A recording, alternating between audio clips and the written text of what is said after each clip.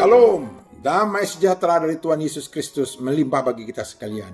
Hari ini kembali kita akan sharing firman Tuhan mengenai Tuhan melihat hati. Topik kita adalah mengenai sakit hati. Kita akan ambil dari 1 Samuel 15 ayat 1 sampai 1 Samuel 16 ayat 1. Kita akan bacakan terlebih dahulu 1 Samuel 15 ayat 11. Begini firman Tuhan pada Samuel. Aku menyesal karena aku telah menjadikan Saul raja, sebab ia telah berbalik daripada aku dan tidak melaksanakan firman-Ku. Maka sakit hatilah Samuel dan ia berseru-seru pada Tuhan semalam-malaman. Apa yang membuat Samuel sakit hati? Ada 4 hal. Yang pertama adalah pada saat 1 Samuel 15 ayat 1 sampai 3, dia sudah punya harapan bahwa Saul akan menjadi raja yang hebat. Saul akan melaksanakan tugas yang cukup hebat, yaitu apa? Diperintahkan untuk menumpas habis Amalek tanpa sisa. Baik laki, perempuan, harta benda, bahkan ternak-ternak, semua harus ditumpas. Harapan tinggal harapan, ternyata Saul tidak melaksanakan itu. Tidak memuaskan hati Samuel. Mengecewakan Samuel. Yang kedua adalah Saul tidak taat. Tidak taat akan apa yang disampaikan oleh Samuel. Pada yang disampaikan Samuel itu adalah firman Tuhan. Seperti terlihat dalam 1 Samuel 15 ayat 9. Disuruh tumpas semuanya, tapi ternyata Saul memilih-milih siapa yang ditumpas, siapa yang tidak.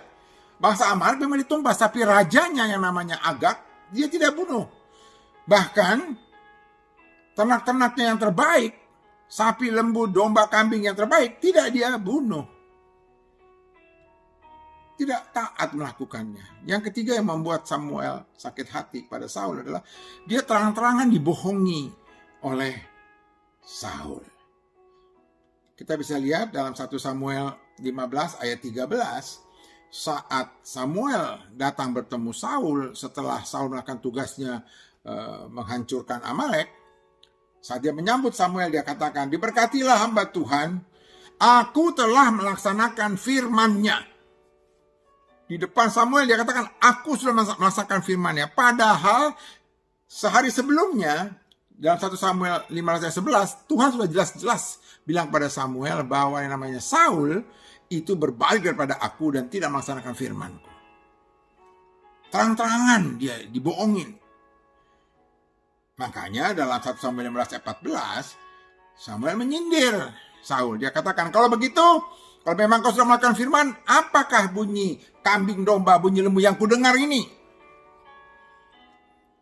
Yang ketiga, yang membuat Samuel sakit hati. Yang keempat, yang membuat Samuel sakit hati pada Saul. Dia itu suka berkilah namanya Saul. Dan berkilahnya itu bukan sekali, berkali-kali. Ngeyel kalau orang sekarang bilang. Ya, contohnya tadi, setelah Samuel mempertanyakan suara apa itu yang kau dengar, apa jawab Saul? Bukannya dia mengatakan, ya maaf Samuel. Tidak, dia berkilah. Dia katakan begini. Jawab Saul, semuanya itu dibawa dari Amalek sebab rakyat yang menyelamatkan kambing, domba, dan lembu-lembu terbaik untuk korban pada Tuhan. Tapi selebihnya telah kami tumpas. Jadi dia menyalahkan rakyat. Padahal kan dia rajanya. Kalau memang rakyat melakukan itu harus dia larang. Ini dia diamkan. Jadi dia mencari kambing hitam. Rakyat yang disalahkan. Bukan saya, rakyat saya. Sampai-sampai Samuel jengkel, dia katakan dalam ayat 16, sudahlah, Tuhan sudah memberitahu aku semalam.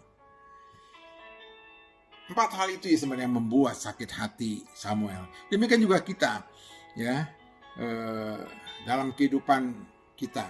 Sering juga sampai orang-orang yang sedang berkilah. Dan bukan sekali Saul berkilah. Di ayat 19, 1 Samuel 15 ayat 19, saat Samuel bertanya kepada Saul, dia katakan, kenapa engkau tidak mendengarkan suara Tuhan? Dan bahkan engkau mengambil jarahan yang merupakan satu kejahatan di hadapan Tuhan. Bukannya dia minta maaf, kembali dia berkilah. Dia katakan apa? Aku mendengar dan menuruti perintah Tuhan. Bangsa Amalek ketumpas, cuman Agag kok yang tidak saya bunuh. Dan lagi pula rakyat kok yang menjarah, bukan saya. Berkilah lagi. Itu sangat menjengkelkan bagi Samuel, bukan yang aku. Maka lebih jauh lagi dalam 1 Samuel 15 ayat 20-23, Samuel sudah menegur dengan keras sama Saul sampai dia katakan, Tuhan tidak lagi berkenan atas engkau. Ya bukannya dia tobat, padahal maksudnya ditegur begitu supaya dia bertobat. Tapi bukannya bertobat, malah dia masih menjawab. Menjawab pada Samuel, dia katakan, dia berkilah, dia katakan, dia terpaksa melakukan itu karena dia takut sama rakyat Israel. Bukan takut sama Samuel, bukan takut sama Tuhan. Dia takut sama rakyat Israel. Sehingga dia melakukan itu. Dalam hidup sehari-hari kita juga sering berharap kepada orang, sama seperti Samuel berharap pada Saul, dan ternyata kita dikecewakan karena yang kita harapkan tidak kejadian melalui orang ini. Kita berharap suami kita penuh pengertian, ternyata setelah puluhan tahun menikah tidak pernah dia mau mengerti kita. Sehingga si istri benar-benar sakit hati. Sementara sebaliknya suami berharap istrinya itu, kalau suaminya stres bisa menenangkan dia, tapi ternyata istrinya boro-boro menenangkan, malah selalu berbantah-bantahan sama suami. Sehingga akhirnya suami jadi sakit hati. Kita sering menasehati orang dengan niat baik, nasihat baik, tapi nggak diturutin. Malah sering kita dibohongi secara terang-terangan. Kita tahu orang ini berbohong pada kita, tapi dia tanpa rasa bersalah, dia membantah, ngeyel, berkilah berkali-kali. Itu menjengkelkan, menyakiti hati kita. Seringkali kita diremehkan, baik oleh pasangan kita, oleh saudara kita, oleh teman-teman kita. Bahkan sampai dihina. Itulah sakit hati yang sering kita alami. Demikian juga yang dialami oleh Samuel. Banyak penyebab sakit hati. Tapi apa yang terjadi bagi Samuel yang sudah sakit hati seperti itu? Maka Tuhan, di dalam 1 Samuel 16 ayat 1, berfirman kepada Samuel, dia katakan, berapa lama lagi engkau berduka cita karena Saul? Pertanyaan yang sama ditanyakan pada kita, berapa lama lagi engkau sakit hati karena si Anu? Tuhan berkata gitu kepada Samuel, dia katakan, berapa lama lagi engkau berduka cita karena Saul penyebab sakit hatinya Samuel. Bukankah Saul telah kutolak sebagai raja Israel? Artinya penyebab sakit hati Samuel sudah Tuhan ambil. Sudah Tuhan ambil. Karena sudah ditolak Tuhan Saul. Jadi kenapa kau masih sakit hati? Apa dasarnya? Maka Tuhan mengingatkan. Solusinya Tuhan mengingatkan Samuel untuk kembali fokus. Kembali fokus kepada tugas, maksud, dan tujuan Tuhan mengadakan Samuel di dunia ini. Tuhan mengadakan Samuel di dunia ini bukan untuk menjadi orang yang sakit hati, tapi itu menyampaikan firman dan mengurapi calon-calon raja Israel. Itu sebabnya dalam 1 Samuel 16 ayat 1 lanjutan tadi dikatakan, Tuhan berfirman pada Samuel, isilah tabung tandukmu dengan minyak. Yaitu apa? Minyak urapan. Kan semua raja diurapi. Isilah kembali tabung tandukmu dengan minyak. Pergilah, jangan diam-diam kau di kamar, merenungkan sakit hatimu. Kembali beraktivitas kau, pergi.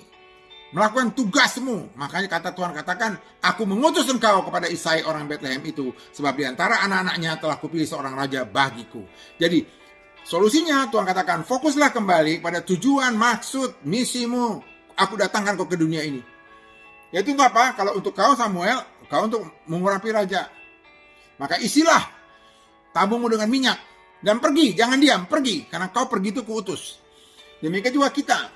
Kalau kita seorang guru, sakit hati oleh ulah murid atau orang tua murid, Tuhan katakan isi kembali, fokus kembali kepada tugas, maksud, tujuan Tuhan mengadakan engkau di dunia ini sebagai guru. Isi kembali otakmu, jiwamu dengan pengetahuan, dan pergi. Kau kuutus sebagai guru, ajar, mengajar lagi. Kalau kau sebagai gembala, isi kembali jiwa dan pikiranmu, hatimu dengan firman Tuhan, dan ajarkanlah firman Tuhan itu. Pergi, kau kuutus sebagai gembala.